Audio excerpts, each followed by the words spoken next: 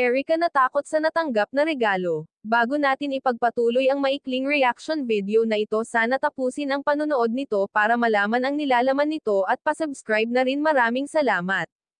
Isang mapagpalang araw sa inyong lahat mga kalingap. Ayon sa nakalap natin impormasyon, may nagpadala kay Erika na regalo para sa kanya.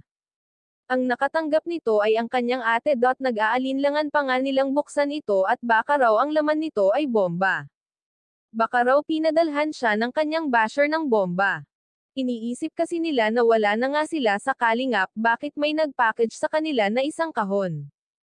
Kaya natakot talaga sila na buksan iyon. Kung ating papansinan mabuti, bakit iniisip nila na padadalhan sila ng basher ng bomba? Ito ba ang kinatatakot ni Erika kaya siya umalis sa kalingap? Natakot siya sa kanyang mga basher. Kaya bigla na lang niyang tinalikuran ang lahat at mga tulong na matatanggap niya dahil natakot siya sa mga basher. Sa akin lamang ito mga opinyon mga ka-viewers, malaki talaga ang idinulot ng mga basher kay Erika.